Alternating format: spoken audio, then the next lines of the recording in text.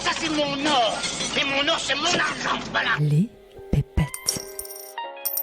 N'ayez pas peur, madame, c'est de l'argent honnête. Et honnêtement gagné. Les pépettes. Bienvenue sur Les Pépettes, le podcast qui réconcilie sens et argent. Je m'appelle Aude Guyenne et je suis entrepreneuse sociale. Je constate qu'il y a souvent une dissonance entre argent et sens. Comme si ça sonnait faux de générer de l'argent en exerçant une activité qui nous passionne et en ayant un impact positif sur la société. J'ai donc décidé de prendre le micro pour donner la parole à celles et ceux qui maîtrisent le sujet et qui peuvent nous offrir un nouvel éclairage sur l'argent et sur le sens qu'on lui donne. Et si après ça vous voulez encore plus de pépettes, retrouvez-moi sur Instagram, les Pépettes Podcast, où je serai ravie de papoter avec vous et d'approfondir les sujets qu'on aborde ici. Avant de laisser place à mon invité du jour, je rappelle que je ne suis ni banquière ni conseillère en gestion de patrimoine, donc je ne suis pas habilitée à donner des conseils en investissement. Mais si comme moi, vous souhaitez recevoir des conseils neutres et non biaisés adaptés à votre situation pour aligner vos finances avec vos projets de vie et vos convictions, je vous recommande vivement le cabinet de conseil en gestion de patrimoine créé par Nicolas du site avenuedesinvestisseurs.fr. J'ai choisi de me faire accompagner par Nicolas car il fait partie des 5% seulement des conseillers en gestion de patrimoine qui délivrent un conseil indépendant en France. Tous les autres délivrent du conseil non indépendant avec rétrocommission. Et comme Nicolas c'est un mec en or, il offre aux auditeurs et aux auditrices des pépettes une réduction de 100 € lors de votre deuxième rendez-vous. Pour en savoir plus, je vous invite à vous rendre dans la description de l'épisode. Je suis très heureuse de vous retrouver pour un épisode inédit. En attendant de lancer la saison 2 des pépettes qui démarrera dans 2 semaines, le mardi 16 mai, je vous propose de vivre le premier événement live que j'ai animé à la demande d'Amanda Tech qui a créé /Asian, un média qui met en lumière les femmes asiatiques et minorités de genre. Pour cet entretien, j'ai reçu 5 femmes qui ont une expérience de l'investissement très différente. Elles ont chacune été amenées à s'orienter vers des solutions diverses. Ça va de l'investissement dans des entreprises à impact à l'immobilier locatif, en passant par l'art, les cryptos et l'assurance vie. En plus d'être des femmes qui ont développé un intérêt pour l'argent, elles ont un autre point commun, elles sont toutes issues de l'immigration. J'ai donc cherché à comprendre en quoi nos origines culturelles, notre éducation et notre milieu social influencent notre rapport à l'argent. Ce que j'ai trouvé passionnant dans notre échange, c'est de comprendre le regard qu'elles portent chacune sur l'argent selon leur histoire familiale et leur héritage. Elles nous expliquent aussi ce qu'elles ont mis en œuvre pour dépasser leurs peurs et leurs croyances limitantes et parvenir à sauter le pas de l'investissement. L'argent représente pour certaines un levier d'émancipation et d'empowerment, quand il est pour d'autres un levier de la transition écologique et sociale. Leur expérience de l'investissement et leur vision nous invitent à lire un placement financier au-delà de sa rentabilité. Et c'est d'après moi une des clés pour réussir à réconcilier sens et argent. Je vous laisse sans plus tarder découvrir notre échange. Très bonne écoute. Je suis ravie d'être entourée de toutes ces femmes investisseuses. On va passer une bonne soirée. Il faut savoir qu'il y a très peu, je trouve, de figures féminines dans le domaine de l'investissement. Je trouve ça chouette aujourd'hui qu'on puisse, entre femmes, je vois qu'il y a des hommes aussi, mais en tout cas qu'entre femmes, qu'on puisse s'identifier. On est sous-représenté et d'autant plus en plus qu'on est issu de l'immigration. Donc merci à vous de participer à cette table ronde. Alors ce que je vous propose pour commencer, c'est de vous présenter et peut-être nous dire ce qui vous a amené à vous intéresser à l'investissement. Quelle a été votre porte d'entrée dans le monde des finances personnelles ? Bonsoir à tous. Du coup, enchantée, moi c'est Lina et aujourd'hui je viens en tant que qualité de directrice marketing chez Lita.co qui est une plateforme d'investissement durable et je pense qu'on aura l'occasion d'en parler un peu plus pour expliquer en quoi ça consiste exactement. Et en fait, moi ma porte d'entrée dans l'investissement, ça a vraiment été mon travail. J'ai un parcours, on va dire, professionnel, marketing assez classique. Et à un moment dans mon parcours pro, j'ai eu envie de plus de sens dans mon travail. Je pense qu'on a un peu tous, dans notre génération aujourd'hui, à se poser plus de questions, en tout cas, à notre utilité. Et voilà. Et c'est comme ça que j'ai découvert Lita.co, là où je travaille aujourd'hui. Et c'est vraiment en rentrant chez Lita.co que j'ai dû me faire toute mon éducation un peu économique, financière, de l'investissement. Voilà. Bonsoir, donc moi je suis Aurore Pinon-Jacques et je suis également directrice marketing chez Goodvest. Et en fait j'ai une histoire un peu similaire avec l'investissement puisque en réalité moi j'étais entrepreneur dans la mode éthique pendant 3 ans, donc absolument rien à voir. Et je suis également rentrée dans l'investissement par la porte de l'engagement et plus particulièrement l'engagement environnemental. En fait, quand mon aventure entrepreneuriale s'est arrêtée, pour moi, la condition de la suite de mon parcours, c'était vraiment d'avoir un impact positif pour la planète. Et c'est comme ça que j'ai rencontré Goodvest. Je lui parle de rencontre parce que c'était vraiment une rencontre professionnelle. Donc c'est comme ça que, pareil, je me suis formée sur le tas, vraiment sur les finances personnelles, sur l'épargne, sur l'investissement. Et aujourd'hui, je forme à mon tour des personnes sur ces sujets. Donc c'est une grande fierté pour moi. Bonsoir à tous, moi c'est Pauline. Je suis très heureuse d'être là ce soir et de voir une salle comme ça, parce que c'est pas souvent et c'est très agréable. Moi j'ai commencé dans la finance parce que je suis une repentie du conseil en stratégie, où je travaillais beaucoup pour des gros acteurs institutionnels de la finance. Et en fait, ensuite, j'ai beaucoup travaillé plutôt pour la partie start-up, donc on appelle ça FinTech. Et je suis devenue investisseuse parce que je me suis rendu compte que ça me faisait peur. Je travaillais tout le temps sur ces sujets et je faisais rien et ça me faisait peur. Et en général, quand ça me fait peur, je le fais parce que j'aime pas que ça me fasse peur. Donc c'est comme ça que j'ai commencé à investir. Bonsoir à tous et à toutes, je suis Tine Cortez. Donc en fait, je suis coach en immobilier et l'auteur du livre Mère de famille et rentière avant 40 ans grâce à l'immobilier que vous pouvez trouver à la FNAC ou chez Cultura. En fait, moi, j'ai commencé à investir dans l'immobilier parce qu'en fait, comme j'étais acheteuse dans une PME et très rapidement, j'ai compris que comme j'ai pas de diplôme prestigieux d'une école de commerce, donc en France, comme on est très focus sur le diplôme, et j'avais du mal à rentrer dans une grosse boîte ou grimper les échelons. Donc, je me suis dit, en fait, pourquoi ne pas investir dans l'immobilier?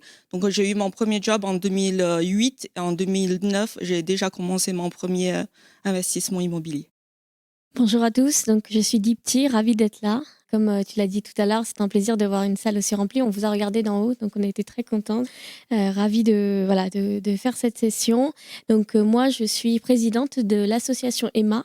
C'est une association qui travaille sur la diversité dans la tech. Et à côté, donc je travaille dans un grand groupe qui s'appelle Google. Et moi, je suis j'ai un parcours d'ingénieur, plus précisément développeuse. C'est un métier où il y a très très peu de femmes. Et très très peu de diversité notamment. Donc ravie de pouvoir représenter ça aujourd'hui. Je suis pas investisseuse, mais on va en discuter.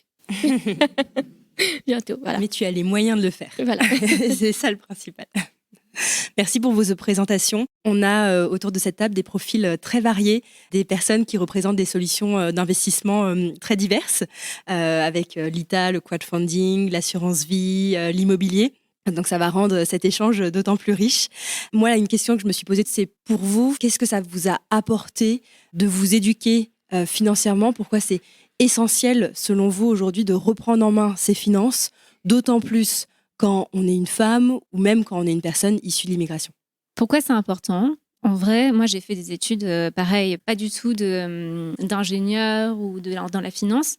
Moi, j'ai plutôt étudié, j'ai fait Sciences Po, donc c'est plutôt des études de philo, d'économie. Et à côté, j'ai étudié l'histoire de l'art. Donc, c'était quelque chose qui me paraissait très loin de moi parce que pour moi, les finances, c'est des chiffres, c'est des choses très abstraites. Donc, je pense que c'est aussi pour ça que j'ai eu beaucoup de temps avant de m'y mettre. Et pourquoi je pense que c'est émancipateur, pour y revenir à ta question. Comme je vous disais, je suis passionnée de philosophie et c'est vrai que pour moi, l'argent, c'est le plus grand Dieu partagé partout dans le monde. En fait, c'est tout le monde, c'est la croyance. Si on ne croit pas en l'argent, on ne peut pas échanger, il n'y a pas de transaction, il n'y a pas de système. Et donc, pourquoi ça m'a vraiment intéressée? Parce que pour moi, si demain, on arrive à mieux comprendre ça, ça veut dire qu'on arrive à mieux utiliser, être en puissance sur ce système et pas juste le subir, pas juste en avoir peur. Donc c'est comme ça que je suis rentrée dans ce sujet-là. Merci Pauline. Et effectivement, la peur revient beaucoup chez toi. Est-ce que juste tu peux rebondir là-dessus? Qu'est-ce que tu entends par j'avais peur de l'investissement? Qu'est-ce qui te faisait peur là-dedans? Je pense que déjà de culture. Moi, j'ai été élevée, donc mon papa, plutôt immigration. Mes grands-parents, des deux côtés, c'était dans la restauration, ou mes grands-parents du côté de ma mère, menuisier, charpentier, instit. Donc, c'était plutôt classe moyenne, même un peu moins. Et donc l'argent, pour moi, c'est quelque chose qu'on n'avait pas beaucoup. Alors que quand on en avait, on le mettait de côté sur un livret A, on épargnait beaucoup. L'argent, c'était de l'épargne. Plutôt famille de gauche. Donc en gros, l'argent, c'était même mal d'en parler. C'était mal de dire qu'on voulait gagner de l'argent. Donc je pense qu'il y a eu tout ça à déconstruire d'un côté. Donc c'est une peur parce qu'on sent que c'est un tabou. On sent que c'est un peu le truc... c'est un peu mal à l'aise, je me dandine en même temps, mais c'est qu'en fait, on ne sait pas trop comment en parler, ce que ça veut vraiment dire. Et puis après, on devient adulte, on a son premier salaire, on voit que c'est quand même un peu l'éléphant au milieu de la pièce parce que tout le monde en parle. Et je pense qu'en plus, en tant que femme, on en parle encore moins, alors que des hommes peuvent parfois, pas tous, mais ils en parlent parfois entre eux. Et je crois que c'est plus par mon esprit un peu revanchard. J'aime pas quand je peux pas avoir une voix au chapitre, quand je peux pas, quand ça me fait peur et que je m'interdis quelque chose, quand je me censure.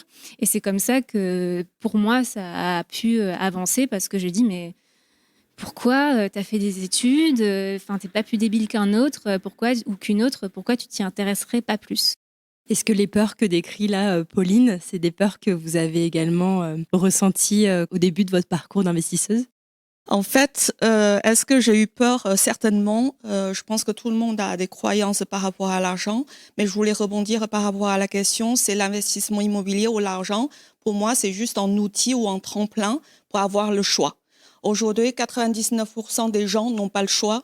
Ils choisissent pas leur travail, leur lieu de travail, leur patron, leurs collègues, leur salaire. Ils subissent dans la vie. Et quand tu as de l'argent et quand tu as des revenus, des loyers grâce à l'immobilier, ça te permet de choisir travailler à mi-temps, ne pas travailler le mercredi, peut-être prendre ta retraite plus tôt ou changer de travail si tu en as marre. Voilà, donc pour moi, c'est très important d'avoir le choix. Et je pense qu'ici, on mérite d'avoir le choix. Alors, je rebondis juste que tu as dit, alors super d'accord, très d'accord avec avoir le choix. Et c'est exactement ce que je suis allée chercher. Je suis d'origine indienne en Inde, mais aussi de manière générale, des femmes d'origine indienne partout dans le monde. Et je l'ai constaté de plus en plus lorsque je vais en Inde, c'est que l'argent, l'éducation, donc pour moi l'éducation va avec l'argent, avoir la possibilité de s'éduquer et d'avoir un salaire et d'investir, etc., ça permet aux femmes issues donc d'origine indienne, mais aussi bien évidemment à d'autres, de s'en sortir des difficultés que la culture ou la société indienne peut imposer. C'est la liberté en fait. Donc ce que moi j'ai découvert en essayant de réussir dans la tech, de travailler dans les différentes boîtes dans lesquelles j'ai travaillé, c'est que c'était un choix qui était très important pour pouvoir m'en sortir et avoir ma liberté. Autrement dit, j'étais, on va dire, enchaînée par la culture, les conditions que une femme indienne subit malheureusement encore aujourd'hui. Donc là, je peux faire mes propres choix. Je suis capable de les faire parce que je détiens ce pouvoir qui est l'argent. Il faut dire la vérité, l'argent a du pouvoir. Je ne dis pas que l'argent, c'est tout. Surtout pas, je ne dirai jamais ça. Mais le pouvoir que l'argent donne, c'est très, très important pour nous, les femmes, de pouvoir avoir cette liberté-là. C'est ce que tu décrivais aussi, Ting. Toi, malgré que tu n'aies pas eu un diplôme prestigieux, c'est vraiment en te formant à l'investissement que tu as pu aussi t'élever financièrement, disons, en France. Et ce qui est intéressant avec ton parcours, donc, c'est que tu as quitté, il me semble, la Chine à l'âge de 19 ans.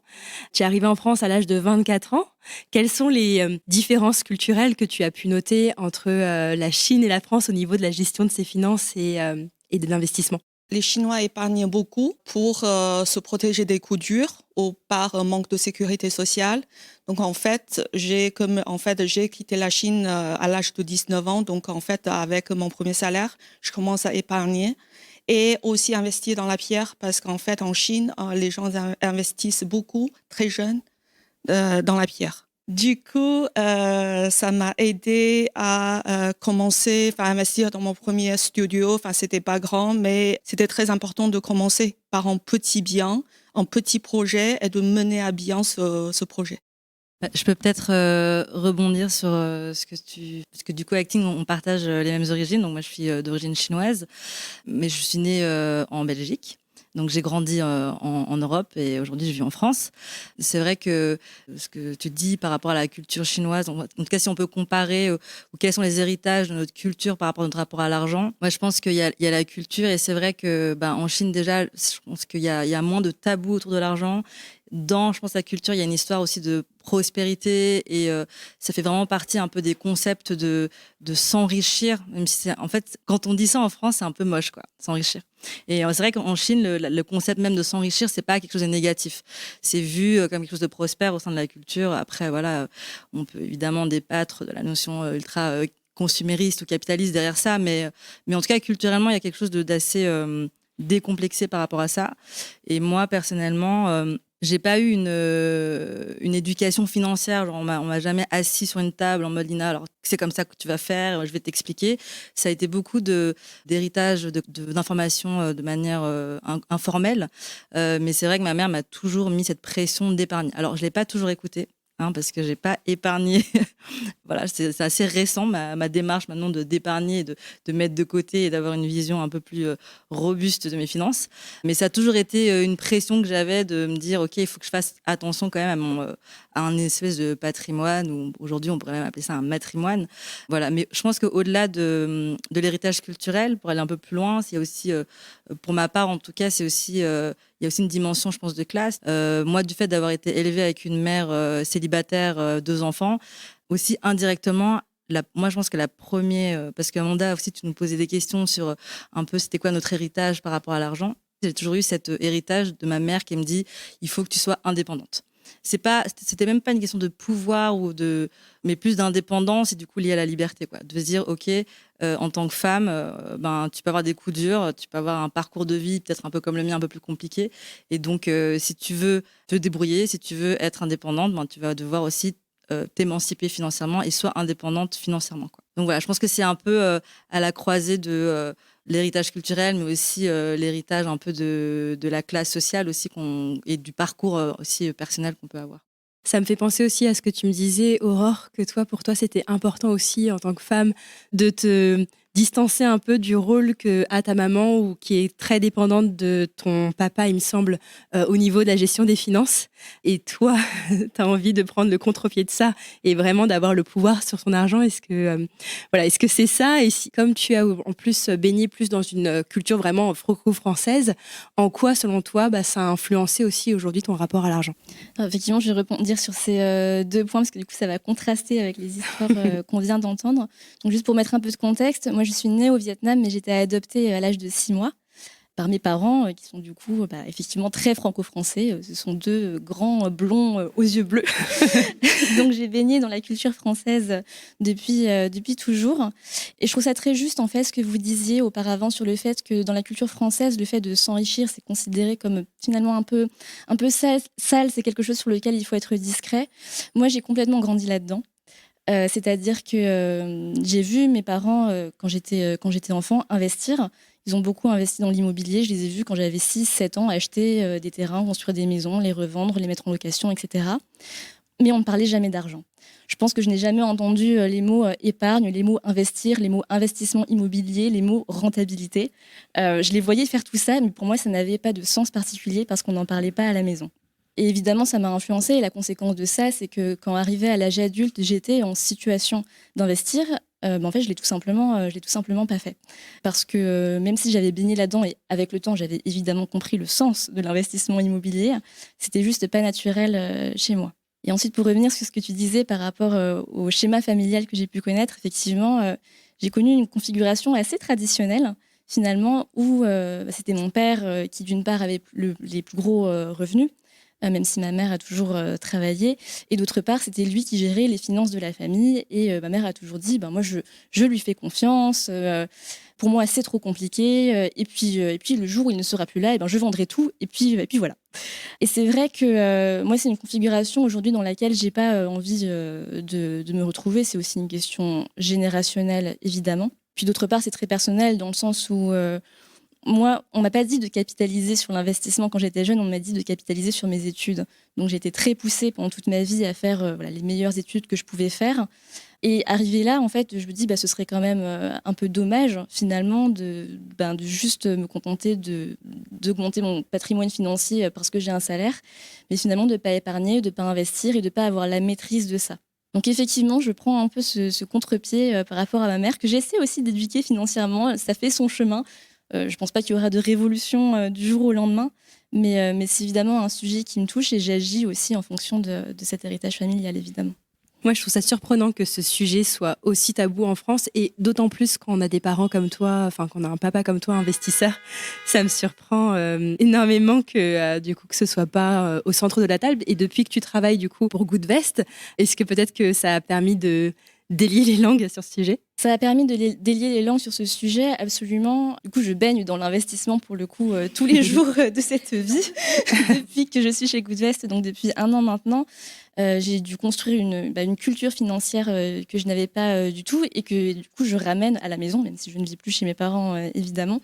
Mais c'est un peu pour ça que je disais, voilà, j'essaie d'éduquer financièrement ma maman aussi, puisque pour Goodvest, j'ai créé une formation qui s'appelle l'école de l'investisseur et qui en fait s'adressait à la jeune femme que j'étais il y a quelques années, qui n'y connaissait absolument rien, mais qui s'adressait aussi à des femmes plus âgées comme ma mère, qui n'y connaissent rien non plus. Et de manière la plus accessible possible, en fait. Parce que pour moi, c'était le plus grand frein. C'était vraiment cette idée que investir, c'est compliqué, alors qu'en fait, nous, on peut expliquer les choses simplement de manière non jargonneuse. Et investir n'est pas réservé qu'à une certaine catégorie de personnes extrêmement riches, absolument pas. Et au contraire, en réalité, ça peut faire une énorme différence dans des projets de vie, et ce, quels que soient vos niveaux de revenus. Effectivement, on pense souvent que l'investissement est réservé aux personnes fortunées, aux riches. Est-ce que c'est une croyance que vous partagiez également quand vous êtes lancé dans l'investissement? Et si oui, comment vous êtes parvenu à la déconstruire? Ah oui, complètement. Et parce qu'en plus, donc c'est ce que j'expliquais moi au début, c'est vrai que déjà le mot investissement, il n'existait pas, c'est le mot épargne seulement, et on parlait de livret A. Je pense que même quand mes parents achetaient la résidence principale, c'était pas un investissement. Pour moi, c'était juste une maison, en fait. Et en plus, j'ai été plutôt élevée dans une histoire familiale où on avait plus peur d'en manquer. Pas forcément d'en avoir suffisamment pour pouvoir bien le placer et faire travailler son argent. Je pense qu'il y a tout un vocable, une sémantique qui fait que ça nous paraît très inaccessible. Même quand les gens, je pense, investissent, achètent une maison, ils ne se rendent pas forcément compte qu'ils investissent.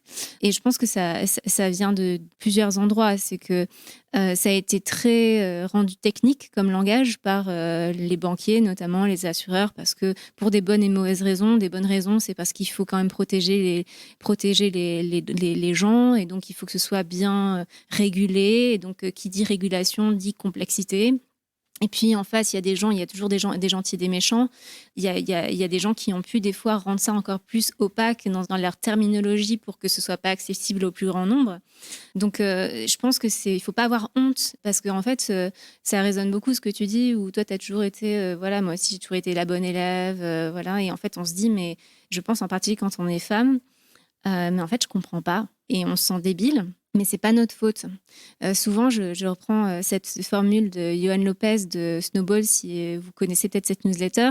Mais il dit, quand on va se faire soigner chez le médecin, on nous demande pas d'avoir fait bac plus 10 et de savoir tout ce qu'il faut faire pour être bien soigné. On va chez le médecin, il nous demande comment on va, il nous demande où est-ce qu'on a mal, il nous demande plein de choses. Et puis après, il nous donne les remèdes pour nous soigner. Et là, un peu en finance, on nous demanderait d'apprendre de faire les bac plus 8 et tout le travail nécessaire pour savoir ce dont on a besoin. Donc, il faut arrêter de culpabiliser. Il faut juste après dédramatiser, parce que c'est pas si compliqué ça, vraiment, c'est pas du tout compliqué. On peut commencer d'investir à partir de 10 € désormais, même 10 €, c'est ça. C'est très bien, et c'est pas la fin du monde d'investir non plus. On va pas perdre tout le maigre argent qu'on a pu accumuler ces dernières années si on investit. Même s'il faut faire ça de manière très, très raisonnée. Je pense que pour beaucoup, on se dit j'ai pas assez d'argent, ou quand j'aurai un certain montant sur mon compte en banque ou un certain niveau de salaire ou un certain âge, je commence à investir. Moi, je pense que pour parler de mon expérience, en tout cas vu que toute mon éducation financière et cette émancipation financière, elle s'est fait quand même à travers mon travail et à travers l'ITA.co, qui du coup en fait est une plateforme d'investissement participatif. Donc c'est grâce à ce concept de crowdfunding que les particuliers, en fait, tout le monde aujourd'hui, avec des petits montants, comme tu disais, Pauline, les plateformes de crowdfunding, ça commence à 10 €, chez l'ITA, c'est plutôt 100 €, mais ça reste des montants qui sont accessibles, ça reste des arbitrages qu'on peut faire tous les mois. C'est pas des montants où on va justement prendre un énorme risque, où on va perdre une grande partie de son capital. Et du coup, je pense que déjà, le fait que ces solutions existent, ça déconstruit l'idée qu'il faut avoir 1 000 € à mettre sur la table ou 10 000 € d'épargne, plus l'épargne de précaution, parce qu'on a bien écouté quand on a commencé à se renseigner un peu sur l'éducation financière, qu'il faut d'abord se faire une épargne de précaution avant d'investir. Toi, tu n'as pas suivi. Alors moi, j'ai pas du tout suivi. Toi, tu investis direct dans la solution la plus risquée. Moi, je suis dans exactement. C'est vrai que oui, parce que la spécificité de l'ITA, c'est que vous investissez en direct dans des entreprises, ce qu'on appelle de l'économie réelle. Donc, c'est pas des entreprises cotées en bourse, et donc c'est des entreprises qui sont plutôt des petites entreprises de taille moyenne, qui vont avoir besoin de financement pour grandir. Et donc, du coup, comme elles sont des maturités plutôt jeunes, mais il n'y a pas que ça, il y a aussi des entreprises de taille moyenne qui vont aussi se financer pour grandir. On est globalement sur des structures qui sont moins robustes qu'un grand groupe, comme on peut imaginer sur les marchés cotés. Donc ça, c'est le risque qui est inhérent à ce type d'activité. Et après, il y a aussi, si on parle des risques, le fait que la bourse, comme tout le monde sait, il y a ce côté trading, achat-revente, ça se fait dans la minute. Dans l'économie du quotidien, ça peut pas se passer comme ça, parce que c'est pas si instantané. Et donc, il y a aussi ce risque qu'on appelle le risque de blocage. Donc, quand vous investissez dans une des entreprises, en tout cas sur la plateforme comme l'ITA, vous vous engagez en général, en moyenne, entre 3 et 10 ans parfois. Donc c'est vraiment de l'investissement moyen-long terme. Mais oui, pour revenir sur ce truc de déconstruire, déjà, je pense que moi, c'est vrai que j'ai pas suivi les bons préceptes de l'investisseuse, de la bonne investisseuse, mais je pense que le fait d'avoir cette solution avec des petits montants, c'est un peu une excuse, je trouve, pour se faire une éducation financière. Justement, quand on n'y connaît rien, le fait que ça coûte...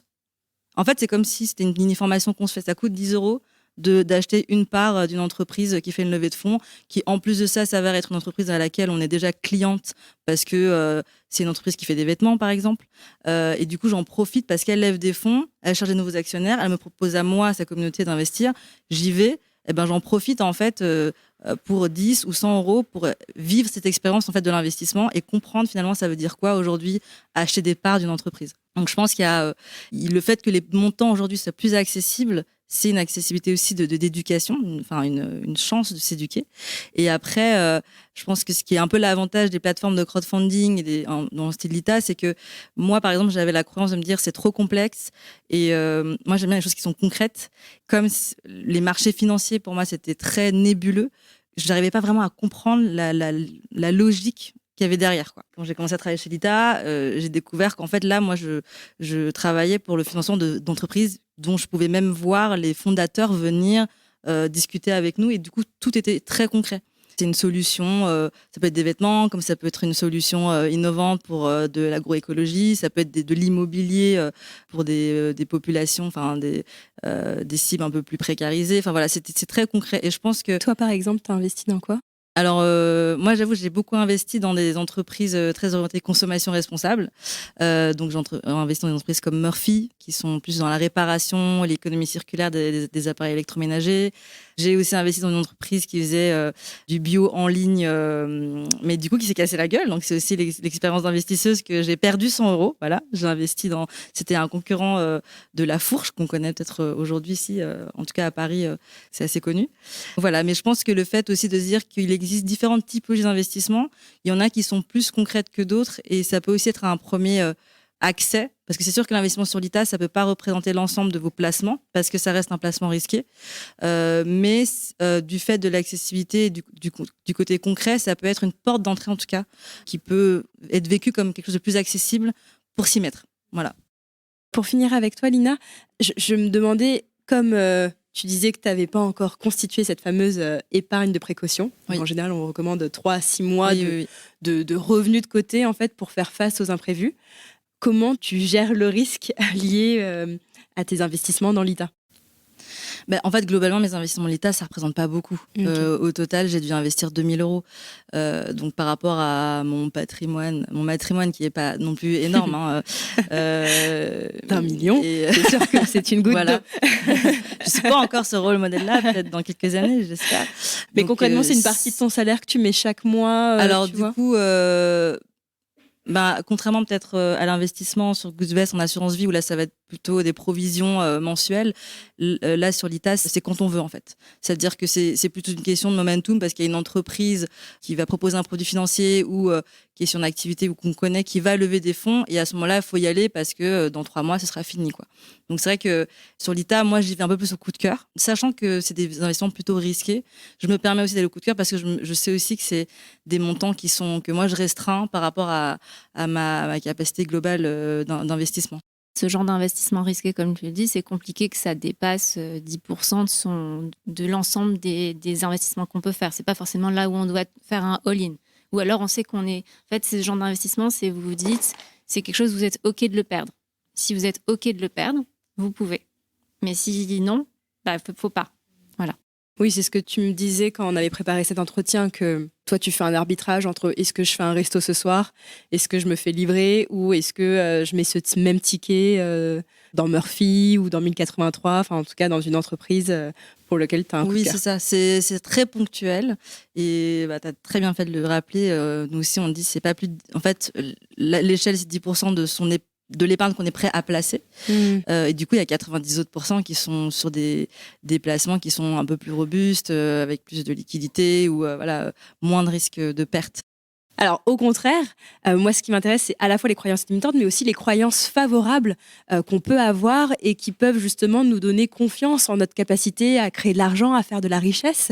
Je pense à Pauline parce que, par exemple, toi, tu es entrepreneuse, tu as vendu ta boîte, et je me dis que ce genre, par exemple, de réalisation, d'accomplissement... Ah, ça donne des sous. Ouais. Ça donne des sous, mais ça donne aussi confiance. Et j'ai l'impression que la confiance, en fait, est clé aussi pour se lancer dans l'investissement. Vous en pensez quoi ? Tout à fait d'accord. Mais je pense que moi, je parle souvent à des femmes qui viennent me voir parce qu'en l'occurrence, je publie parfois des choses sur LinkedIn pour essayer de dédramatiser ce sujet sans rendre ça simpliste, parce que c'est pas simple non plus. Je trouve qu'il faut toujours se méfier quand on voit quelqu'un nous dire que c'est facile et qu'on va être très riche très rapidement. En général, c'est un mensonge. Il ne faut pas cliquer. Cela dit, je crois qu'à un moment donné, on est obligé de faire ses devoirs. En fait, on est devant le fait accompli. Déjà, en tant que dirigeant d'entreprise, on est obligé de mieux comprendre ça. Ensuite, quand on vend l'entreprise, on est encore plus obligé de bien comprendre ça. Mais surtout, je pense que la confiance, elle se crée petit à petit. C'est-à-dire que c'est pas un jour on va avoir confiance parce qu'on a mis 10 euros ici ou 10 euros là. Il n'y a pas de magie. Souvent, je vais me répéter, mais j'avais dit à une intervention que j'avais faite avec Aurore, mais investir, c'est un peu comme si vous n'avez jamais embrassé quelqu'un de votre vie et on a beau vous expliquer comment c'est, vous ne pouvez pas vraiment comprendre avant de l'avoir vraiment fait, en fait. Et donc, c'est plus toujours de poser la question de « Ok, j'ai besoin, c'est quoi mon matelas de sécurité ?» Donc ça, je me mets de côté, je n'y touche pas. C'est précieusement mis de côté de sécurité. Par contre, je lis des choses. Il y a des choses qui vont me parler plus que d'autres parce qu'il y a de l'assurance vie, il y a du PEA, il y a du crowdfunding, il y a de l'art, il y a plein de choses dans lesquelles on peut investir, quelque chose qui nous parle. Et ensuite, on dit, ça, c'est 100 euros, c'est 200 euros, c'est 1000 euros, ou alors on est très riche, c'est plus d'argent. Je suis OK de le perdre parce que je sais que potentiellement, ma mise, ce que je vais mettre, je peux remporter beaucoup plus en prenant ce risque. C'est comme ça qu'il faut se lancer. Mais je pense qu'il faut sauter de l'idée, en tout cas c'est très personnel comme conviction, mais qu'il y a un avant et un après. C'est pas c'est bon, maintenant j'ai confiance, je sais tout. Et il faut pas se laisser avoir par des fois des personnes qui paraissent extrêmement confiantes, comme si elles avaient une espèce de science infuse sur le sujet, parce que c'est pas vrai qu'elles savent. C'est très difficile d'être vraiment expert de tous ces sujets. Ça me fait penser également à toi, Aurore, parce que tu m'as dit que toi, tu as mis en place une stratégie d'investissement que tu as fait approuver par tes collègues Goodvest, mais il me semble que tu n'as pas encore sauté le pas. Qu'est-ce qui t'empêche aujourd'hui d'y aller et de mettre tes billes sur la table? Alors, en réalité, j'ai sauté le pas, mais de manière extrêmement progressive. Et effectivement, après avoir fait appliquer le tampon de validation voilà, de certains de mes collègues qui m'ont bien aidé, de certaines personnes de mon entourage, en fait, ce dont on avait déjà un petit peu discuté, c'est que ce que j'ai réalisé, c'est que j'avais une approche très, très sécuritaire vis-à-vis de l'argent. C'est une des raisons pour lesquelles, quand j'ai été en situation d'investir, j'ai mis du temps à m'y mettre et je n'ai toujours pas fini de mettre en application ma stratégie d'investissement. En fait, c'est très lié au contexte. C'est-à-dire que moi, j'ai été entrepreneuse pendant 3 ans. Pendant tout ce temps-là, c'était compliqué de se projeter dans l'avenir. Donc, au-delà d'un matelas de sécurité, je me disais peut-être que j'aurais besoin de plus. En fait, il y avait cette peur de manquer qui jouait. Et encore aujourd'hui, même si je ne suis plus entrepreneuse, mon mari est entrepreneur sur un secteur qui est relativement risqué. Donc ça aussi, ça joue énormément. Au-delà de la confiance, je pense que chaque situation est différente. Et c'est vrai que, par exemple, chez Goodvest, nous, je sais que notre équipe de conseillers a beaucoup cette approche-là, qui est une approche où, en fait, on fait du cas par cas, parce que toutes les situations sont différentes, parce qu'on veut aussi que les épargnants, les investisseurs se sentent bien par rapport à ce qu'ils font. Il ne faut pas qu'ils investissent et que le lendemain, ils se disent mince, qu'est-ce que j'ai fait. C'est vraiment à l'encontre de tout ce qu'on veut. Et je sais, et parfois, j'entends des rendez-vous clients où j'entends mes collègues qui disent si vous vous trouvez dans cette situation ou si vous n'êtes pas sûr, n'y allez pas. Alors, c'est un comportement qui va à l'encontre presque de leur métier, puisque leur métier, c'est de vendre. Mais tout ça pour dire qu'il y a aussi des questions de situation, de contexte, de situation personnelle et d'approche. Et il faut faire sa stratégie d'investissement, mais de manière à être à l'aise, en fait.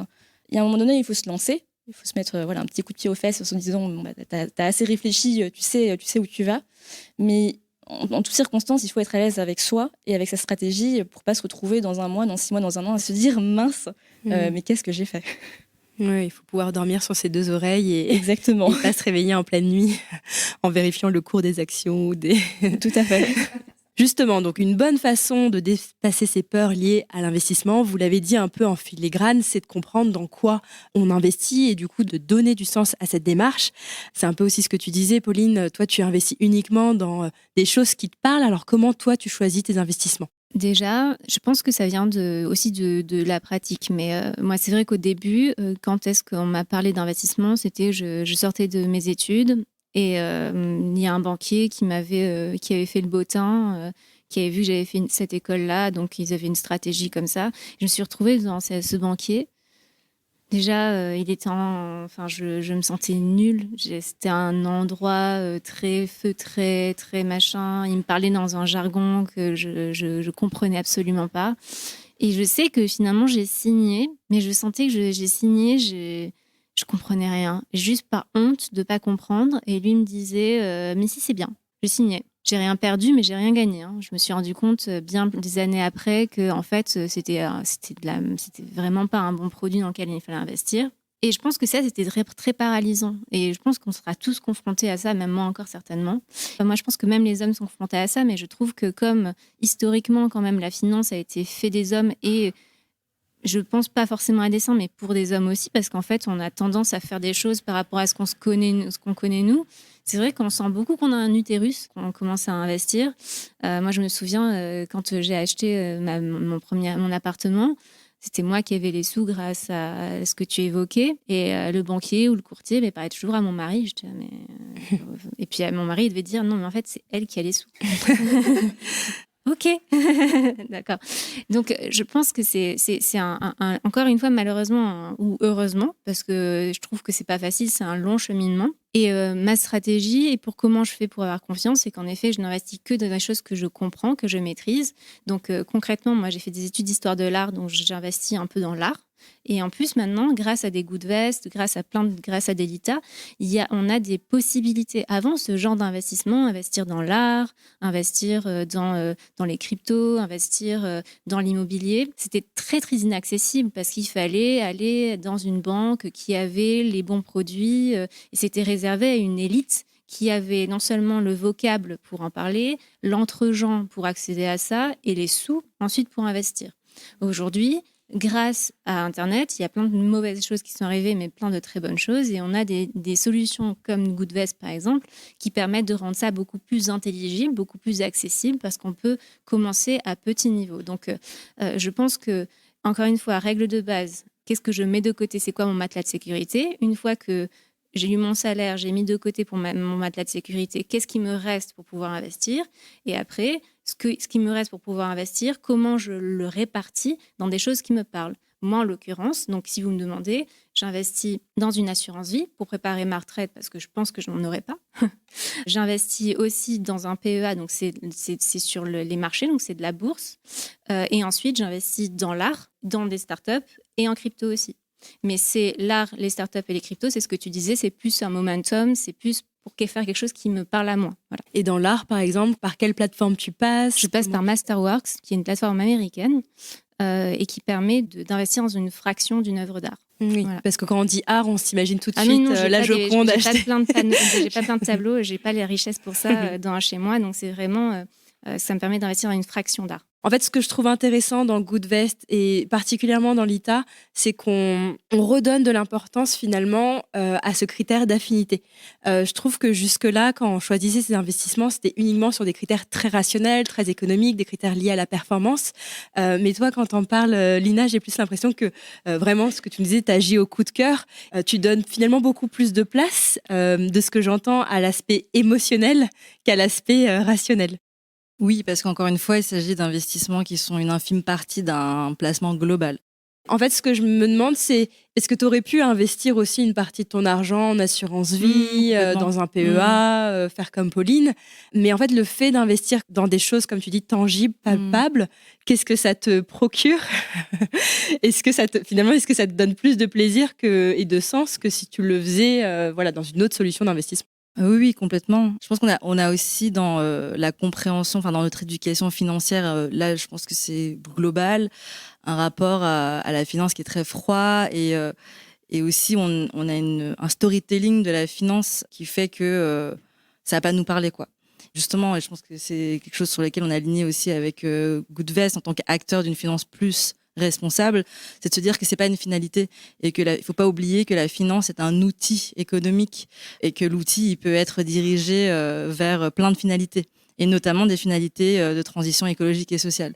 Et du coup, chez l'ITA, je pense que ce qui fait qu'aujourd'hui on a aussi cette vision très citoyenne, c'est que on fait pour nous un type d'investissement qui est le plus responsable possible à partir du moment où déjà c'est transparent. C'est-à-dire que je pense une des choses qui fait qu'aujourd'hui la finance elle est inaccessible, c'est qu'elle est très très intermédiaire. La finance est très opaque sur vos placements d'assurance vie classique, on va dire, même de livret. Franchement, il y a très peu de gens qui savent aujourd'hui dire je sais que mon argent, mon épargne finance ça. Alors que notre argent, finalement, c'est un peu les phases d'une même pièce, c'est la consommation et il y a l'épargne et l'investissement. Et la consommation, comme on est acteur de notre consommation, c'est quelque chose qu'on sait faire. On sait diriger nos achats de consommation, d'achat envers une marque plutôt qu'une autre, quoi. Et sur l'épargne, on est tellement un peu perdu parce qu'on n'a pas l'information, mais c'est presque à un niveau global. Pourtant, notre épargne, elle a aussi un impact. Et d'ailleurs, au niveau de la France, si on regarde juste les impacts carbone, notre épargne, au niveau de la France, donc pas au niveau individuel, c'est 1,5 fois plus d'impact que notre consommation. Donc en fait, cet argent, il dort pas. Cet argent, il finance des secteurs. Et des secteurs qui sont concrets pour le coup, comme les énergies fossiles, comme l'armement, comme des choses sur lesquelles nous, en fait, concrètement, on n'irait jamais déposer notre petite bourse au pied d'une usine de pétrochimie parce que ça ne nous convient pas. Donc en fait, avec l'ITA, ce qu'on essaie de faire, c'est de se dire, ok, si on doit faire de l'investissement vraiment responsable, vraiment durable, il faut déjà casser la première chose qui fait que ça ne l'est pas, c'est l'opacité. Donc c'est-à-dire que là, ça les risque parce que c'est des entreprises jeunes, des startups, et qu'il n'y a pas de garantie, contrairement à des places, à des livrets, et que c'est bloqué. Mais au moins sur cette partie d'investissement-là, 1 euro qu'on met dans l'entreprise. Déjà, en fait, c'est nous qui choisissons que 1 euro ira à cette entreprise-là et pas la banque qui va décider à notre place. Et donc, c'est aussi une manière de reprendre le pouvoir, en fait, sur son épargne et de se dire qu'on a un moyen d'action sur cet argent qui nous appartient finalement parce que on l'a gagné sur notre front et qui est placé là. Et du coup, c'est vraiment de se dire que on a la capacité de l'orienter, en fait, sur des secteurs qui nous parlent plus. Oui, on flèche notre argent vers des entreprises qui ont du sens, qui sont alignées avec nos valeurs, nos convictions. Et c'est vrai qu'on ne se rend pas compte à quel point, si jamais on a des valeurs écologiques, que les efforts qu'on fait au quotidien sont éclipsés par justement la façon dont notre épargne travaille. Et donc d'où l'intérêt, comme tu dis, de reprendre en main cette épargne et vraiment de rediriger cette épargne pour que ça finance des choses dans lesquelles on croit et pas donner ce pouvoir-là à la banque. Oui, c'est ça. Et peut-être juste pour rebondir sur ce que tu disais au début, c'est de se dire comment aussi on peut voir un placement financier au-delà de sa rentabilité. La rentabilité, c'est important, surtout quand on a une démarche active d'investissement. Et sur l'État, vraiment, on a des placements qui sont quasiment de la philanthropie parce que le taux d'intérêt ou par exemple tout ce qui va être immobilier pour les personnes précaires, d'immobilier d'insertion pour les personnes dans des grandes précarités, on est plutôt sur un soutien en fait d'une forme d'économie qui va permettre ça que vraiment de se dire je vais me faire beaucoup d'argent en investissant là. Et en fait on a différents niveaux on va dire d'entreprises qui vont plus ou moins conjuguer des impacts très forts, très sociaux ou très environnementaux avec des entreprises qui vont être plus dans l'innovation et qui sont sur des modèles plus économiques, qui vont pouvoir se revendre et participer un peu plus à cette économie de marché et donc du coup créer de la rentabilité. Mais du coup, c'est, je pense, dans l'aspect durable des placements, c'est aussi de se dire que c'est possible de lire un placement financier au-delà de sa rentabilité. Je pense qu'il faut, nous aussi, en plus en tant que femmes, ne pas avoir peur d'aller vers des choses rentables, parce que, comme tu disais un peu, on a ce côté très sécuritaire et qui a été un peu construit aussi, en partie. Je sais pas, aujourd'hui on n'est peut-être pas là pour discuter de quelle partie, mais en tout cas, cette construction quand même de faire les choses bien, d'être des bonnes élèves, d'être dans le soin et tout. Et donc, du coup, on va pas oser aller vers ça. Mais je pense qu'il faut en même temps oser aller vers la rentabilité. Et aujourd'hui, on est en 2023, on vit ce qu'on vit au niveau écologique et social. C'est possible aussi de contextualiser ces investissements dans quelque chose de plus large, en fait, avec une autre lecture que juste la rentabilité. Goodvest, c'est aussi la seule assurance vie, il me semble, en France qui respecte les accords de Paris. Et c'est ce qui vous permet aussi de vous différencier des autres assurances vie classiques. Exactement. En fait, nous, on rejoint vraiment cette vision, cette idée que quand on fait un placement, on finance, même si c'est de manière moins directe par du crowdfunding, mais une économie qui est réelle, des entreprises qui sont réelles, qui ont des activités qui sont tout ce qui est de plus tangible. Et en fait, aujourd'hui, la différence de Goodvest, une des grandes différences de Goodvest, c'est qu'on ne finance pas les énergies fossiles. C'est-à-dire qu'on va effectuer un tri drastique parmi tous les fonds d'investissement. Et à partir du moment où un fonds finance du pétrole, du charbon ou du gaz, on ne pourra pas travailler avec celui-là. Même si il peut être très bien du point de vue des performances, de la rentabilité, etc. On ne prendra pas. Donc à partir de là, évidemment, il y a beaucoup de fonds d'investissement avec lesquels on ne peut pas travailler. En fait, la très grande majorité. Ça enlève 90% des fonds. Et là, je parle uniquement de l'exclusion du fossile, mais on exclut aussi le tabac, l'armement, tout ce qui est divertissement pour adultes. Toutes les entreprises du vice. Voilà, toutes les entreprises du vice, exactement, le diable. Et au contraire, on va vouloir favoriser des fonds en grande majorité thématiques qui vont financer des entreprises qui ont une démarche de transition écologique. Alors, ça ne veut pas dire que c'est des entreprises qui sont parfaites, mais c'est des entreprises qui ont des objectifs de décarbonation qui sont ambitieux et qui aujourd'hui se donnent les moyens en fait, de réaliser ces ambitions. Et moi, j'ai été séduite par ce projet. Et je réponds à ta question d'il y a quelques minutes, Aude, sur le sens des investissements, et je vais avoir une approche un peu plus personnelle. En fait, pour moi, c'est une question de cohérence. C'est-à-dire que, en tant que consommatrice, quand j'achète des œufs, parce que je ne suis pas végétalienne, j'essaie de prendre du bio, quelque chose de local, quelque chose qui fait sens pour moi, en fait. Quand je choisis mon métier, je le disais tout à l'heure, je vais, dans la mesure du possible, choisir un métier qui fait sens et qui est en accord avec mes valeurs. Et en fait, il n'y a pas de raison que mes investissements soient différents. Bien au contraire, puisqu'on vient de parler de l'impact de l'investissement qui est colossal, même à l'échelle individuelle. Donc, moi, je suis très heureuse d'avoir commencé à m'intéresser à l'investissement à une époque où il y a des solutions qui existent, en fait. Des solutions qui sont concrètes, qui sont plus transparentes aussi. Et pour donner d'autres exemples, parce que j'investis pas que chez Goodvest, il y a aussi le crowdfunding chez Lita, évidemment. C'est aussi possible d'investir en immobilier durable. Enfin, il y a plein de solutions qui existent aujourd'hui, ça se développe de plus en plus. Et c'est vraiment une bonne opportunité aujourd'hui si vous avez cette sensibilité, si vous avez cet engagement environnemental et envie de contribuer d'une manière finalement qui est presque moins contraignante que d'arrêter de manger de la viande ou que d'arrêter de prendre l'avion. L'investissement responsable, c'est vraiment une super alternative. Il y a plein de choses qui existent aujourd'hui, donc il ne faut vraiment pas hésiter à se renseigner dessus. Effectivement, alors moi j'avais un ami investisseur qui m'avait dit, mais moi je suis persuadée que quand on investit avec le cœur, avec des convictions, finalement le retour sur investissement est beaucoup plus important. Donc il y a un retour monétaire, mais il y a d'autres formes de retour, et comme on disait, le plaisir, etc., ou le sens que ça nous donne. Mais je trouve même, par exemple, si on prend l'exemple, comme tu citais, Pauline, les cryptos, si on prend l'exemple du Bitcoin, je trouve que si on investit dans le Bitcoin parce qu'on a peur de manquer le coche, parce que on voit tous ses amis faire pareil, et du coup on a un peu ce FOMO, ce fear of missing out, et donc on va être beaucoup plus sensible finalement à nos émotions à partir du moment où le Bitcoin va commencer à se casser la gueule, et du coup on va avoir tendance à prendre de mauvaises décisions, à retirer ses billes au moment où le Bitcoin est au plus bas, et donc à acter cette perte.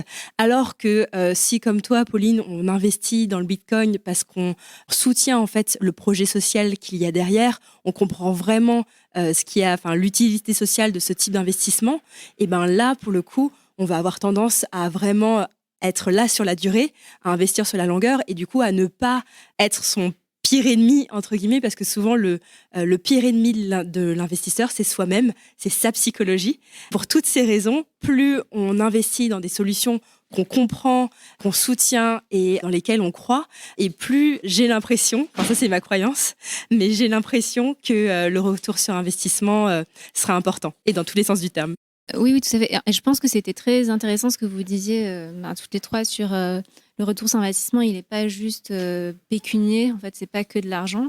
Parce que moi, je trouve que depuis que j'ai mieux compris ça, je suis beaucoup plus fière de moi. Le fait que je puisse en parler là, et que j'espère que certains d'entre vous vont peut-être venir me reparler pour me poser des questions sur des choses, c'est que comme ça qu'on y arrivera. Donc je trouve que c'est ça le plus beau retour sur investissement, le fait que les gens ne se censurent plus, quel que soit leur sexe, quelle que soit leur origine sociale, et s'accordent le droit de se poser des questions et d'avoir des réponses dignes de ce nom en face. C'est très important.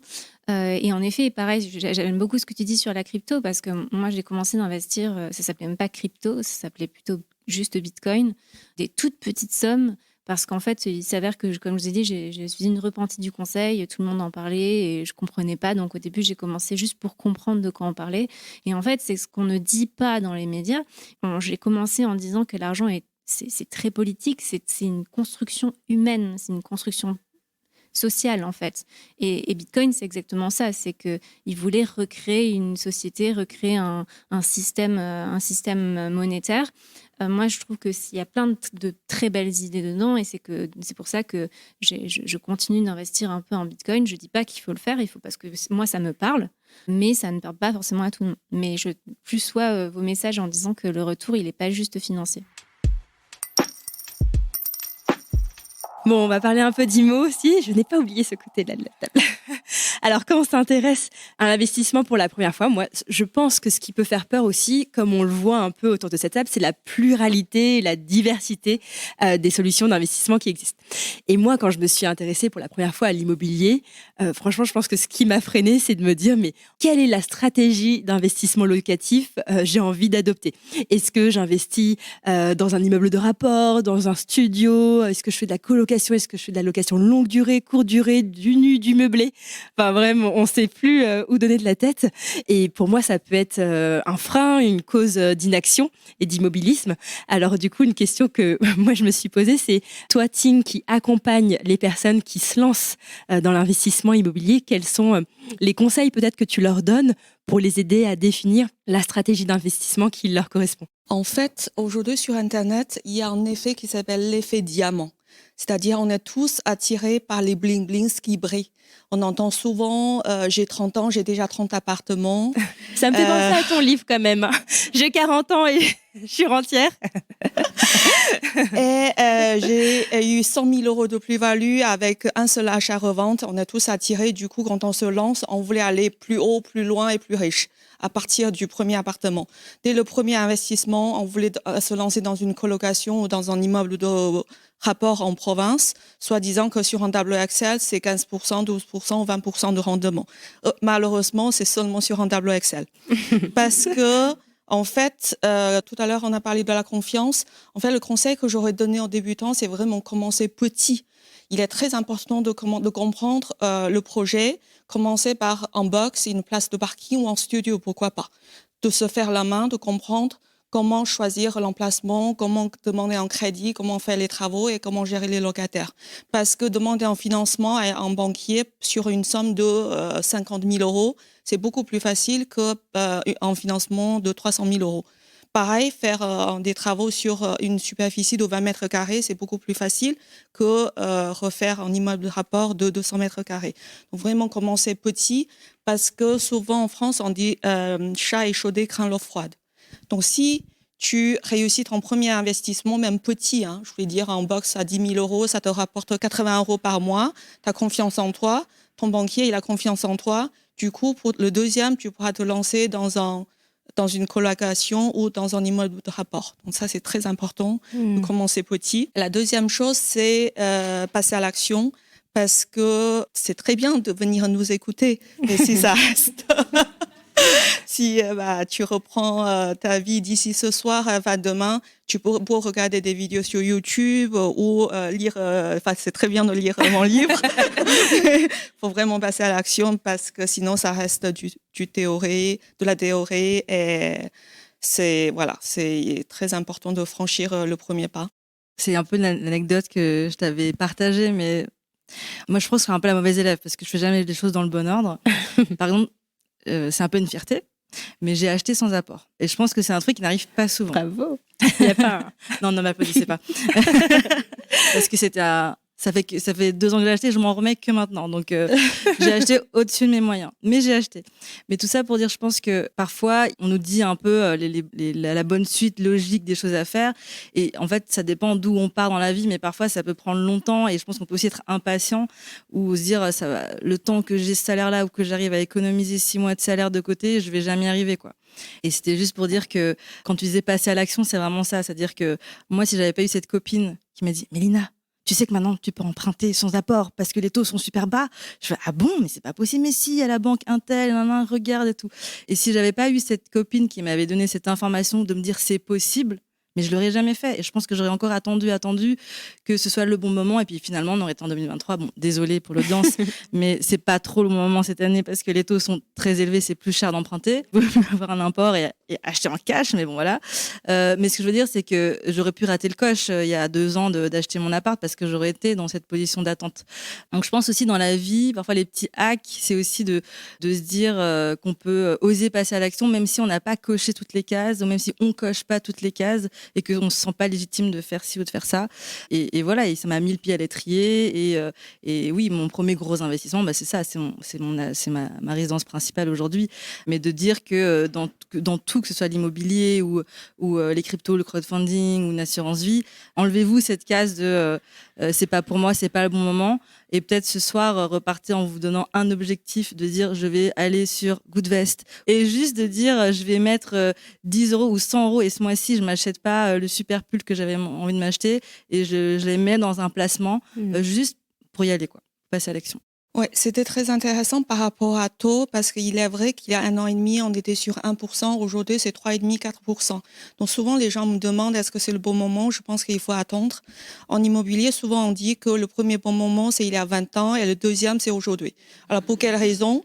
C'est simple, parce qu'aujourd'hui, la plupart des gens, vous financez à crédit. Donc, en fait, il y a le crédit qui est taux, il y a le taux qui est haut, mais il y a de l'autre côté, il y a le prix d'achat. Le prix d'achat, en fait, aujourd'hui, il y a 45% des gens qui n'arrivent pas à obtenir le financement, c'est-à-dire une personne sur 2 qui se fait refuser par le banquier. Donc, en fait, s'il y a des gens qui n'arrivent pas à avoir le financement, toi, tu as ton premier job, même tu gagnes 1 300, 1 800, tu arrives à avoir un crédit, tu peux tout à fait négocier sur le prix d'achat. Ça, c'est une première chose. Et imaginons, aujourd'hui, nous sommes à 3%, tu te dis, si dans un an, ça va être à 6%, imaginons, tu as investi à 3%, c'est très bien, tu as fait une bonne affaire. Mais si dans un an, ça va tomber à 1%, ça, c'est l'autre possibilité. Tu t'es dit, je me suis fait avoir. Je vous dis pas du tout, parce que tu pourras très bien faire un rachat de crédit dans un an. Parce qu'en fait, aujourd'hui, la conjoncture, elle est mauvaise. Pas besoin que je vous raconte. Il y a la Covid, il se passe plein de choses, l'augmentation de l'électricité, la grève et tout. tu n'es pas sûr que tu vas avoir ton job éternellement. Moi, en fait, j'étais en CDI pendant 5 ans. Je me suis licenciée parce que mon job a été délocalisé à l'étranger. Donc, en fait, du moment où tu peux, je veux dire, l'extérieur, tu ne peux pas contrôler. Mais l'intérieur, du moment où tu as un salaire, tu as un revenu, tu peux avoir des frais de notaire, bah, tu peux investir dans l'immobilier. Et emprunter à 100% aujourd'hui, c'est encore possible. Alors c'est intéressant ce que vous amenez là toutes les deux parce que effectivement il y a cette réflexion de est-ce que j'achète un bien immobilier en faisant un crédit, en passant par un prêt bancaire ou cash. Je dis ça parce que toi, Ting, tu m'avais dit que ta première erreur dans l'immobilier, ça avait été d'acheter ton premier studio, ton premier bien locatif en cash. Et depuis, tu as acheté donc 6 autres biens immobiliers, mais cette fois-ci via le crédit bancaire. Oui, en fait, j'ai acheté mon premier bien en cash parce que c'était une croyance limitante sur l'argent, c'est que j'avais de l'argent sur mon compte bancaire. Pourquoi je paie des intérêts supplémentaires à mon banquier? À l'époque, c'était 3 ou 4%. En fait, la réponse est simple. Si c'était à refaire, j'aurais prendre un crédit volontiers parce que, imaginons qu'aujourd'hui, tu as 50 000 euros sur ton compte bancaire. Donc, tu peux acheter un studio en province ou voilà, plus loin dans la région parisienne. Mais sauf grâce à l'effet de levier, donc à l'argent des autres. C'est quoi l'argent des autres? C'est l'argent des locataires qui va rembourser ta mensualité, donc l'argent de ton banquier. Donc, entre guillemets, tu vas ramasser un appartement gratuitement d'ici 20 ans. Donc, c'est une bonne affaire. Donc, en fait, si tu as 50 000 euros sur ton compte bancaire, grâce à l'effet de levier, tu peux emprunter sur 200, 300, 400 000. Alors, aujourd'hui, si tu investis, par exemple, dans l'or, ça te rapporte, imaginons que tu as 10 000 euros sur ton compte bancaire, donc tu hésites entre l'immobilier, l'or et l'assurance vie, qui est très bien. Mais en fait, si tu as 10%, tu auras 11 000. Au début, tu as 10 000 et si ça se passe bien, tu auras 11 000. Sauf l'immobilier, tu peux investir dans un bien à 100 000, 200 000 euros. Donc ça, c'est beaucoup plus puissant. Mais c'est ça qu'on ne prend pas suffisamment en compte. C'est-à-dire que là, dans ton cas, quand j'ai 10 000 euros, je l'investis en assurance vie, je n'investis que 10 000 euros. Donc ma surface financière reste limitée à 10 000 euros. Que dans l'investissement, c'est pour ça qu'on parle d'effet de levier, grâce à l'effet de levier bancaire, ces 10 000 se transforment en 100 000, 200 000, 300 000 euros. Donc on augmente cette surface financière et donc notre retour sur capital forcément va être beaucoup plus élevé parce qu'on se retrouve non pas à faire travailler 10 000 euros chez Goodvest, mais à faire travailler les 300 000 euros que notre banquier nous a gentiment prêtés. Ouais, souvent aujourd'hui les gens ils ont une fausse croyance et ils sont focus sur le taux. Aujourd'hui le taux il est à 4%, donc c'est horrible. Sauf si ton investissement il te rapporte 6%, 8%, 12%, tu t'en fiches si ça coûte 4%, d'autant plus que l'immobilier, c'est toujours sur une durée, sur le long terme, 20 ans, 30 ans. Et en France, d'une manière générale, l'immobilier augmente de 200% ou 300% sur 20 ans. C'est-à-dire ça double la valeur ou ça triple la valeur. D'un côté, ça te rapporte 6%, de l'autre côté, ça triple la valeur. Donc, Alors, je te lançais sur ce sujet, Ting, parce que quand tu m'as dit ça, ensuite, j'ai pu échanger avec Dipti, qui, elle, m'a dit « Non, mais moi, ma stratégie, c'est de mettre de côté un maximum de mon salaire chaque mois pour pouvoir, à horizon 2 ou 3 ans, acheter mon bien immobilier cash. » Donc, je dis « Ah, ça va être intéressant de confronter votre point de vue. » Donc, Dipti, dis-nous pourquoi, toi, tu as fait le choix, justement, d'acheter ton bien immobilier cash. Alors, j'ai une petite rectification. On va y venir dans les propos d'autres. Mais donc moi, j'ai pareil une vision de l'argent très sécuritaire de par la culture et ma famille. Donc, tu peux pas tout remettre sur tes origines. Alors, je vais y venir. C'est un peu facile. Non, mais j'économise beaucoup. Voilà, je suis quelqu'un qui économise beaucoup. Et le choix de carrière de la tech et aussi Google, ça fait pour 2 raisons. Donc, d'un côté, j'ai mon salaire, donc ce qu'on a tous lorsqu'on travaille, et d'un autre côté, l'avantage de travailler dans une boîte comme Google, c'est d'avoir des actions de la boîte. Et Google est une boîte, comme on sait, cotée en bourse, donc les actions varient, mais l'avantage pour moi, c'était de se dire, plus je travaille bien, parce que c'est la stratégie chez Google, plus on bosse bien, plus on atteint nos objectifs, on va au-dessus, plus les actions montent. Donc, je me suis dit, voilà ma stratégie. Donc, ma stratégie est la suivante. C'est que je ne vais pas toucher à mon salaire. Et aujourd'hui, ce n'est pas le bon moment de revendre des actions, même pour Google, parce qu'on est en rouge là, pour les raisons qu'on connaît. Et donc, ce que je dis à Aude, c'est clairement pas le moment pour le Covid, les licenciements, les grandes boîtes ont licencié. Donc, au moment où, et en plus, alors tu l'as abordé tout à l'heure, en plus, je ne gère pas moi-même mes actions. Donc, je fais gérer par Morgan Stanley, donc, qui est le broker aux États-Unis. Et donc, qui est là pour faire mon travail. Donc, celui pour lequel je n'ai pas forcément les connaissances en tant qu'ingénieur. C'est au moment où Morgan Stanley me dit « Dipti, c'est le bon moment, vas-y, vends-les, parce que l'action Google se passe bien. » Donc, à ce moment-là, je vais avoir la possibilité de vendre une partie de mes actions. Donc, je payerai ma maison directement avec mes actions. Je ne toucherai pas mon salaire. C'était ça la stratégie. Et mon salaire, je l'utilise. Pas tout. Enfin, pas tout. J'épargne. J'épargne. J'économise. Voilà. Et je ne l'investis pas. Donc j'investis mes actions. C'est pas mal. T'as bien négocié ton contrat. C'est surtout, je dirais pas que j'ai bien négocié mon contrat. Je dirais que les 10 dernières années, j'ai énormément struggle. Voilà, pour arriver jusqu'à là. Donc, cette négo, ça s'est pas fait. Je suis sortie d'études et j'ai eu ça. C'est sous forme des 10 dernières entreprises dans lesquelles j'ai pu travailler et l'évolution que moi-même, je me suis imposée d'avoir pour être dans cette situation-là. Donc, vos conseils, madame.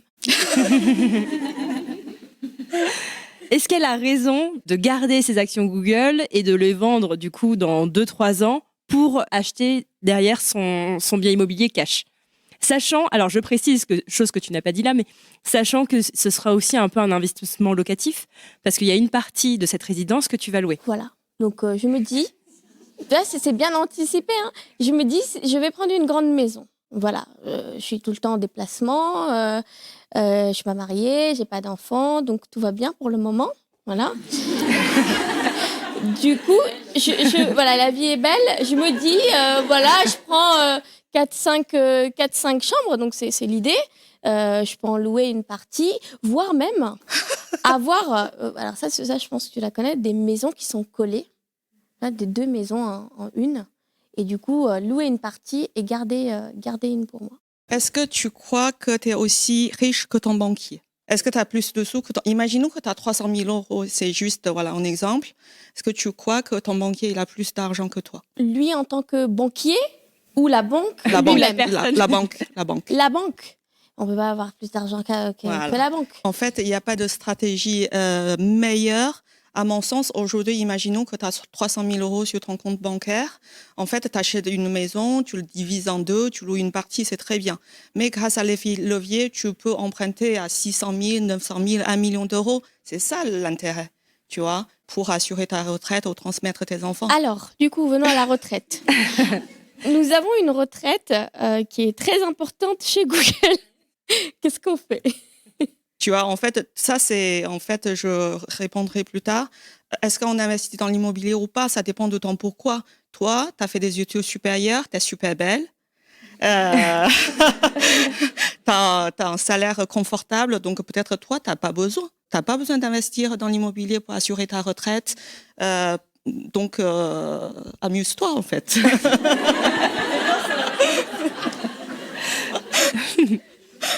Bon, ok. C'est un bon conseil. C'était un bon conseil de m'amuser. Non, mais si tu veux vraiment des conseils, Dipti, je pense que déjà, c'est est-ce que tu es heureuse avec la situation telle qu'elle est ou est-ce que des fois, tu penses que tu fais pas des choses par crainte? Je pense que je suis heureuse. C'est pas tant la crainte parce que, comme j'ai dit, ça fait un petit moment que j'épargne, j'économise, mes actions sont là.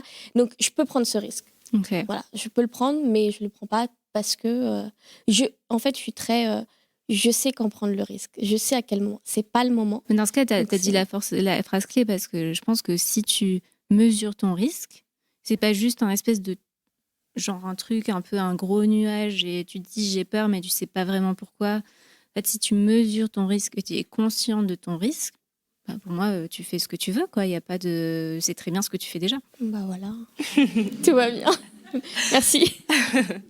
Tu as soulevé un point qui est très intéressant, Ting, c'est le pourquoi. Celles et ceux qui nous écoutent et qui sont là parmi nous présentes, la première question à se demander, c'est en fait, qu'est-ce que vous cherchez? Pourquoi vous voulez investir votre argent? Quels sont les projets de vie que vous voulez nourrir? Quelles sont les convictions, les valeurs que vous avez également envie d'alimenter? Et donc, la première vraiment des toutes questions à se poser, c'est ça.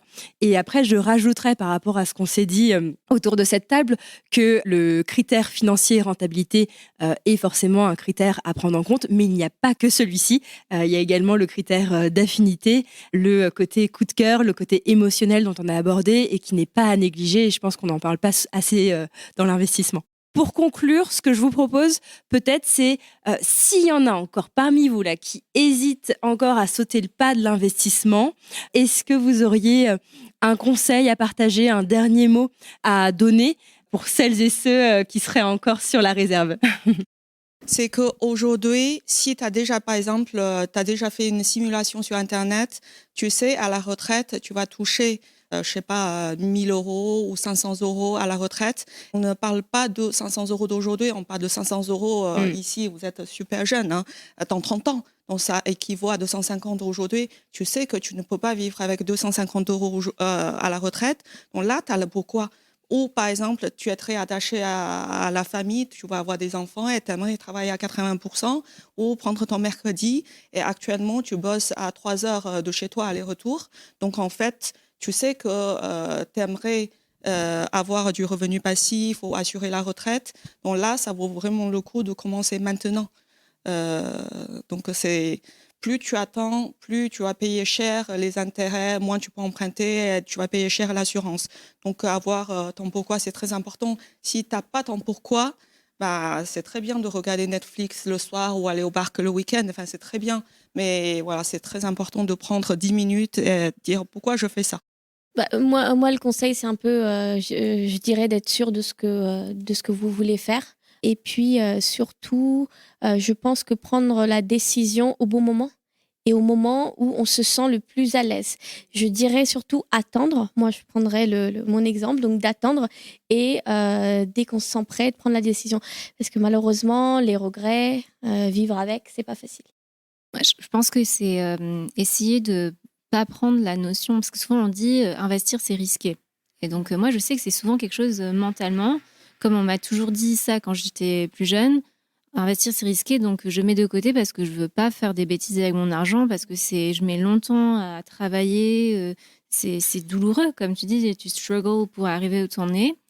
Et donc, et je pense que c'est essayer de questionner cette notion, parce que des fois, ne rien faire, c'est plus risqué que faire quelque chose.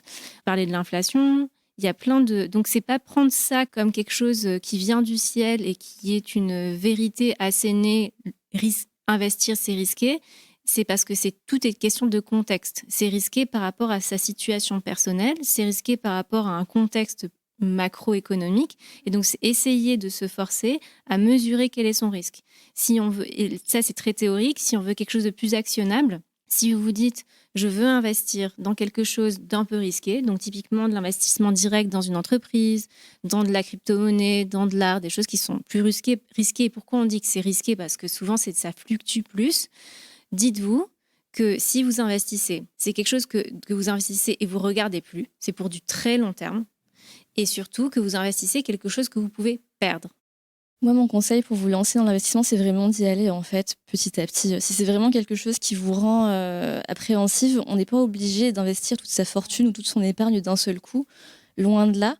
En réalité, il vaut mieux investir une petite somme chaque mois. Et tu parlais, Dipti, du bon moment en parlant du fait qu'il fallait investir au bon moment pour soi, au moment où on se sent à l'aise avec ça. Si on parle du bon moment, par exemple, sur les marchés financiers, ça n'a pas vraiment de sens aujourd'hui de se demander est-ce que c'est le bon moment d'investir en bourse? Parce qu'en fait, personne n'a de boule de cristal et personne pourra vous dire avec certitude oui, c'est le bon moment. Si une personne qui vous dit ça, elle vous ment. Peut-être pas intentionnellement, mais la vérité, c'est qu'elle ne sait pas beaucoup plus que vous. On peut avoir des intuitions, c'est vrai. Elles peuvent se révéler bonnes, c'est vrai aussi. Mais dans les faits, personne ne pourra vous dire là, c'est le bon moment, investis toute ton épargne dans la bourse. Ça n'existe pas. Donc une bonne alternative pour commencer, je dirais, c'est vraiment de commencer avec des petites sommes. Vous faites petit à petit, mois par mois. vous mettez en place des virements automatiques. Moi, c'est ce que je fais à titre personnel et comme ça, en fait, ça vous dégage de l'espace mental. Vous n'y pensez plus. Puis ensuite, une fois que c'est fait, n'allez pas regarder la performance de votre investissement tous les 4 matins. Ça ne sert strictement à rien. Si vous avez une maison, est-ce que vous allez regarder sa valeur sur le marché immobilier tous les jours ? Pas du tout. Et c'est la même chose pour tous les investissements. Pour compléter tout ce que vous avez dit, je pense que dans l'idée d'y aller step by step, ce qui peut aussi aider, c'est de se dire de ne pas avoir besoin de tout comprendre. Moi, je sais que je suis quelqu'un j'ai un peu la perfectionniste et je suis quelqu'un j'aime bien avoir une connaissance exhaustive de tout avant de me lancer. Mais c'est pas toujours, je pense, bien de le faire, surtout quand on a des appréhensions et qu'on n'ose pas se lancer. Et dans le monde de l'investissement, je pense que là, ce soir, vous pouvez choisir un type de placement. Si par exemple je prends sur l'ITA, on a plusieurs types de produits financiers et donnez-vous le challenge de devenir l'expert de ce produit financier-là. Donc par exemple sur l'ITA, il y a des actions, des obligations.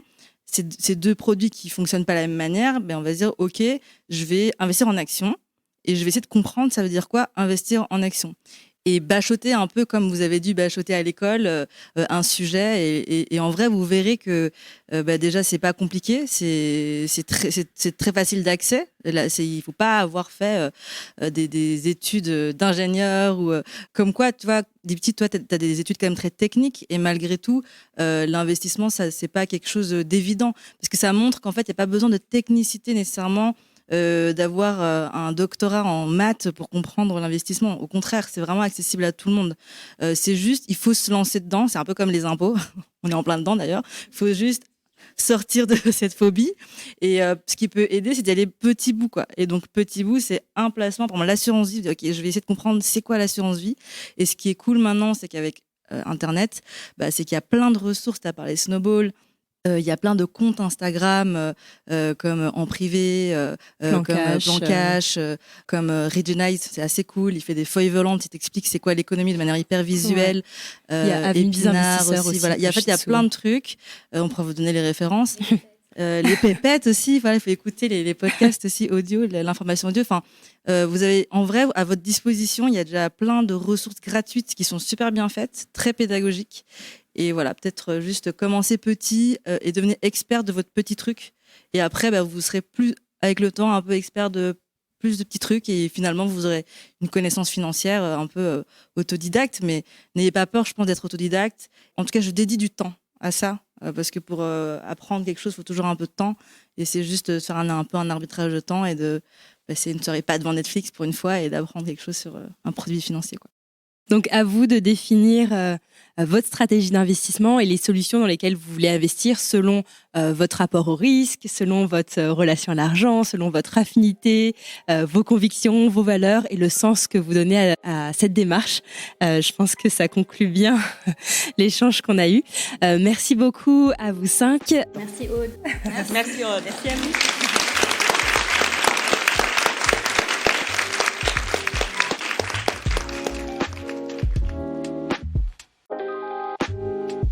Un grand merci à vous qui êtes arrivés jusqu'ici et merci à SlashAsian, Lita.co, Goodvest, l'association Emma, Oser Investir et chez Mona d'avoir donné vie à cet événement. Merci aussi aux 80 participants qui ont assisté en live à cette table ronde et qui ont réussi à faire un silence religieux dans la salle pour permettre à cet événement d'exister en podcast.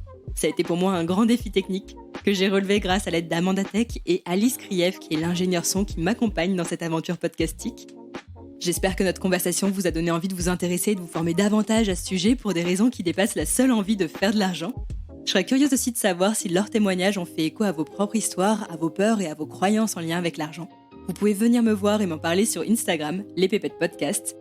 On se retrouve mardi dans 2 semaines pour le lancement de la saison 2. Et pour ouvrir le bal, je vous promets une invitée qui incarne parfaitement cette volonté de réconcilier sens et argent et qui nous révélera comment on peut s'enrichir sans vendre son âme au diable. Donc soyez au rendez-vous, j'ai hâte de vous retrouver. Et d'ici là, je vous souhaite de remettre du sens dans vos finances.